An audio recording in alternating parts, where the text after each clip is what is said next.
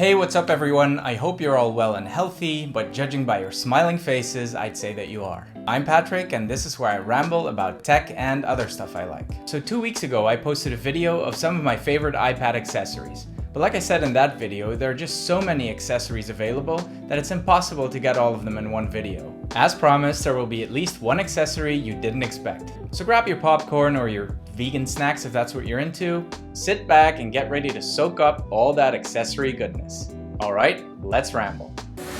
Hold up, place go wild when I pull up. They all on me like they want. So first, let's cover some of the essentials. The number one accessory for the iPad Pro in 2020 is without a doubt the iPad Magic Keyboard.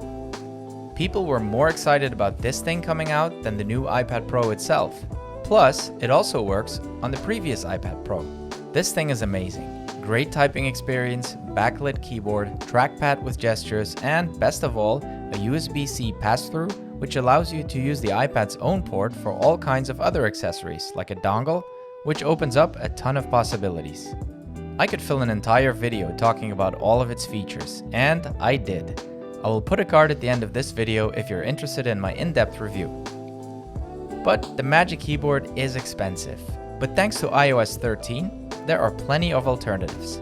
So if you're looking to use the iPad in a way that is similar to the iPad Magic Keyboard, the most obvious solution is to use a regular Apple Magic Keyboard plus a Magic Trackpad, which supports all the same gestures.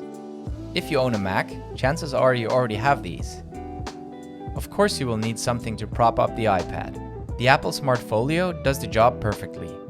With its magnets, it snaps onto your iPad and it turns it on and off when you open or close it. And you can put the iPad in several angles, however you prefer.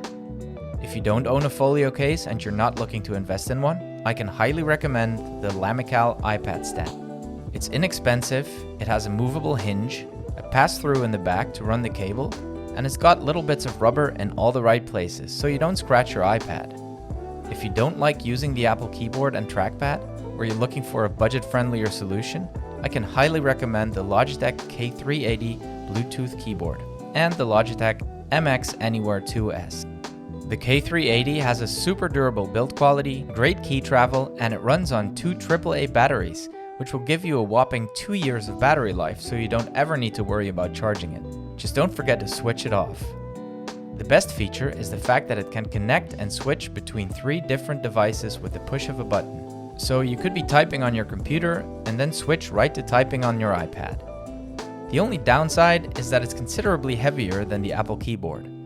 The Logitech MX Anywhere 2S is just a great little mouse, super responsive, nice scrolling wheel, and just like the Logitech keyboard, it can switch between 3 devices by simply pressing the button on the bottom.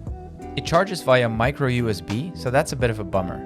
But the battery does last up to 60 days, and just 1 minute of charging gives you 2 hours of usage.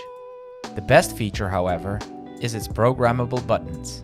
The next, somewhat obvious accessory is the Apple Pencil 2. If you like to take handwritten notes or you're an artist, the Apple Pencil is a no-brainer. But I use it for a lot of other stuff too, like editing photos or videos. I like the extra precision it offers. The only downside is that the pencil tip is made out of hard plastic, so writing or drawing on the iPad's glass surface doesn't feel natural. Personally, I use the Paperlike 2.0 Screen Protector, not sponsored, and I really love it. Not only does it make it a lot easier to write, it also prevents those nasty fingerprints. There are cheaper screen protectors, but the Paperlike is really good, and you get 2 of them when you order. I know some of you guys really don't like screen protectors, and I get it. It dulls the screen and it makes the iPad look less shiny. Have I got a great solution for you? These are the FRTMA or FRTMA, I don't know how to pronounce it. Anyway, they're these little rubbery pencil nibs that you can just place over the cover of your Apple Pencil, and it makes it much more comfortable to write with. There's 10 of them in each pack and they cost only $9.99. That's less than $1 each. I'll put a link to all of this stuff in the description. By the way, what's your favorite iPad accessory? Let me know in the comments. Another benefit iOS 13 brought to us is the ability to use external storage drives. For this, I use 2 tiny SSD cards, each packing 500 gigabytes of storage. One is the very popular Samsung T5. It's super fast enough even to edit video straight off of it. Unfortunately, the iPad doesn't allow you to do that. but the MacBook does, which is why I keep this one at home most of the time. The second drive is equally fast, just as small and super durable. It's the Sandisk Extreme Portable SSD. What I like about this one is its rugged, rubberized appearance, providing grip and making it splash and dust proof, which is ideal if you use it in the field to store photos or videos. This is the one I keep in my trusty little tech pouch to travel with me at all times. Oh, and both of these are USB-C, which is awesome. Now, if you're looking to relax a bit and you want to play some games, you can of course do that using the iPad screen just fine, but personally I don't like it. I can get sweaty palms and my thumbs won't slide over the screen properly, although the screen protector fixes that to a certain extent.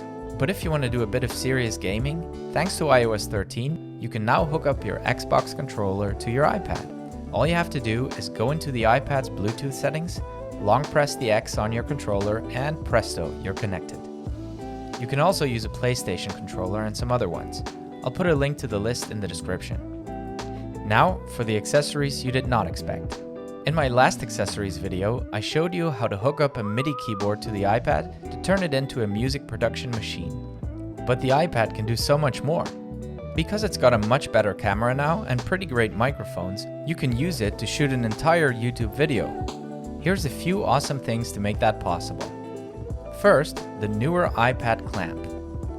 It's a simple and cheap solution to mount your iPad to any tripod and use it to film or take photos. And while the iPad itself has pretty amazing microphones built in, since iOS 13, you can attach pretty much any external microphone using a simple USB to audio jack adapter, which you can find on Amazon. It'll make your sound quality even better. Like this Rode Videomicro, which packs a lot of punch for its size. Or if you want to get serious, you can even hook up this Deity D3 Pro, which is essentially an on-camera shotgun mic. Just attach it to your tripod using one of these friction arms and you're good to go. Now, all you need is a light or a window to sit in front of, and you've got yourself a YouTube setup. Alright guys, that's it for this video. I hope you liked it. If you did, give it one of these, and please subscribe if you haven't already, and I hope to see you in the next one.